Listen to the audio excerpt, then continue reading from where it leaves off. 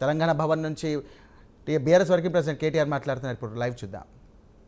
దాదాపు 7,000 మంది విద్యార్థులు, సుమారుగా 7,000 మంది విద్యార్థులకి ఇవాళ ప్రపంచ స్థాయి విద్యను అందించింది కూడా కేసీఆర్ గారి ప్రభుత్వం. మరి అట్లాంటి మహనీయుడి జయంతి సందర్భంగా ఈరోజు వారికి ఘనంగా మేమందరం కూడా ఇప్పుడే నివాళులు అర్పించి మీ ముందుకు మరొక ముఖ్యమైన విషయాన్ని చెప్పడానికి రావడం జరిగింది.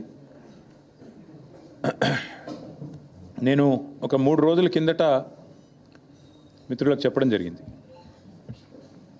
ఈ కాంగ్రెస్ ప్రభుత్వం వచ్చిన తర్వాత గత 15-16 నెలల్లో వీళ్ళు ఒకటే సింపుల్ మంత్రం పెట్టుకున్నారు. 3D Mantra: deception, destruction and distraction. Deception అంటే మోసం, డిస్ట్రక్షన్ అంటే విధ్వంసం, డిస్ట్రాక్షన్ అంటే దృష్టి మళ్లించడం.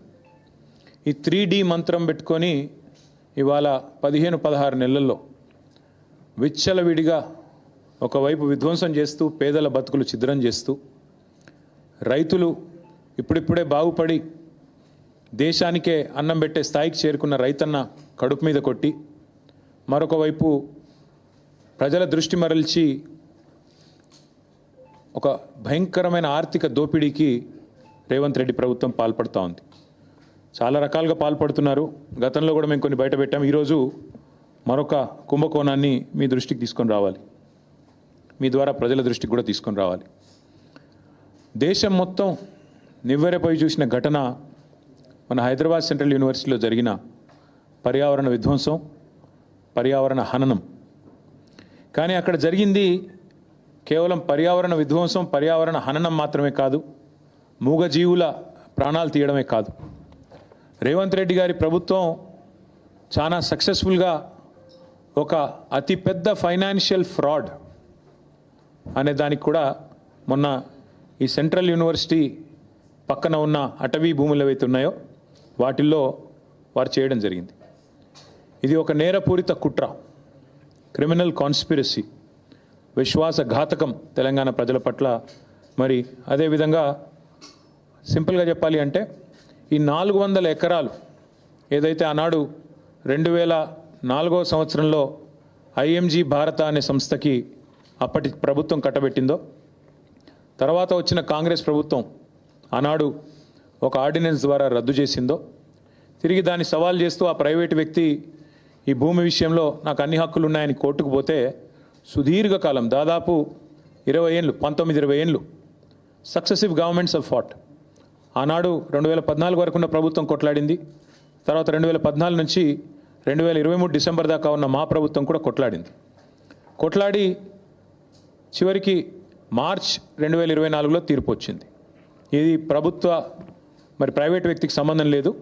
ప్రభుత్వానికి మరి ఏదైతే గతంలో ఇచ్చిన ఆర్డినెన్స్ ఇచ్చారో దాన్ని సమర్థిస్తూ తీర్పు వచ్చింది.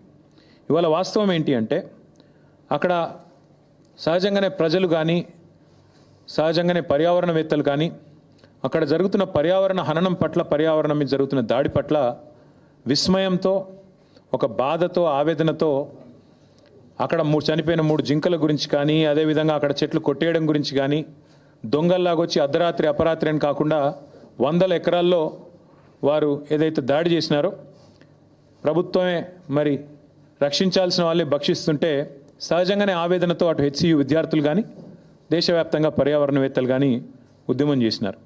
కానీ దీని వెనకాల అసలు రేవంత్ రెడ్డి గారు ఇంత హడావుడి, ఇంత హంగామా ఎందుకు చేస్తున్నారు అని మేము ఆరాధిస్తే దీని వెనకాల దాదాపు 10,000 కోట్లను దోచే ఒక భారీ స్కామ్కు వారు తెరదీసినట్టుగా మాకు సమాచారం అందింది. జరిగింది ఏమంటే నిన్న హరీష్ రావు గారు మీకు చాలా వివరంగా ప్రెస్ మీట్లో కొన్ని విషయాలు చెప్పారు. ఎట్లా ఈ ప్రభుత్వం సుప్రీంకోర్టు గైడ్లైన్స్ని తుంగలో దొక్కుతోంది, సుప్రీంకోర్టు తీర్పులను బేఖాతరు చేస్తోంది, ఎట్లా వాల్టా చట్టాన్ని ఉల్లంఘించింది, ఎట్లా ఫారెస్ట్ యాక్ట్ని కూడా, ఎట్లా ఫారెస్ట్ కన్జర్వేషన్ యాక్ట్ని కూడా ఎట్లా ఉల్లంఘించింది, ఇవన్నీ విషయాలు కూడా నిన్న వారు చాలా వివరంగా చెప్పారు. నేను వాటి జోలికి ఏదైతే రేవంత్ రెడ్డి ప్రభుత్వం తెరలేపిందో, ఒక గోల్మాల్ ఏదైతే చేస్తూ ఉందో దాని విషయాల్లో నేను మీకు కొన్ని విషయాలు చెప్పాలనుకుంటా ఉన్నా. ఎక్కడ స్టార్ట్ అయింది అసలు ఈ కుంభకోణం అంతా కూడా? అసలు ఇందాక నేను చెప్పినట్టు ఈ భూమి ఏదైతే ఉన్నదో, ఈ 400 ఎకరాల అడవి భూమి. అడవి భూమి అనే మాట నేను చాలా స్పష్టంగా అటవీ భూమి అనే మాట పూర్తిగా ఉన్న అవగాహనతో మాట్లాడుతున్నా. అది కూడా చాలా స్పష్టంగా సుప్రీంకోర్టు తీర్పుల ఆధారంగా మాట్లాడుతా ఉన్నాను. ఎందుకంటే నిన్న హరీష్ రావు గారు మీకు చెప్పారు, మీరు చూశారు. సుప్రీంకోర్టు 1996లోనే, అంటే దాదాపు 30 ఏళ్ల కిందటనే స్పష్టమైన తీర్పు ఇచ్చింది. అడవి అని ప్రత్యేకంగా రిజర్వ్ ఫారెస్ట్ అని డిక్లేర్ చేయకపోయినా అడవులకు ఉండాల్సిన లక్షణాలు ఉంటే 0.4 క్యానపీ ఉంటే ఖచ్చితంగా అది ప్రైవేట్ ల్యాండ్ అయినా ఓనర్షిప్ ఎవరిదైనా ఖచ్చితంగా దాన్ని అటవీ భూమిగానే గుర్తించాలి అని సుప్రీంకోర్టు తీర్పు ఇవ్వడమే కాకుండా సుప్రీంకోర్టు రాష్ట్ర ప్రభుత్వాలకు ఆదేశం కూడా ఇచ్చింది. ఏమని? మీ దగ్గర సుప్రీంకోర్టు తీర్పుకు అనుకూలంగా ఓనర్షిప్ ఎవరిదున్నా అట్లాంటి భూములు ఎక్కడెక్కడ ఉన్నాయి లెక్క తీయండి. దాన్ని రిజర్వ్ ఫారెస్ట్గా ఆల్రెడీ డిక్లేర్ చేసి ఉన్నా చేయకపోయినా ఆ లిస్టు మాకు పంపించండి అంటే ఇక్కడ కూడా మన తెలంగాణ ప్రభుత్వం కూడా, రేవంత్ రెడ్డి ప్రభుత్వం కూడా సుప్రీంకోర్టు ఆదేశాలకు అనుగుణంగా ఒక కమిటీని కూడా ఏర్పాటు చేసింది ఆ స్థలాలను గుర్తించడానికి. అందుకే 0.4 క్యానపీ ఉన్న ఈ భూమి ఖచ్చితంగా అటవీ భూమే. మీరు చూస్తారు సుప్రీంకోర్టు ఆల్రెడీ దాన్ని అటవీ భూమిగానే చెప్పింది. మన జస్టిస్ గవాయ్ గారు కూడా చెప్పారు. Forest conservation act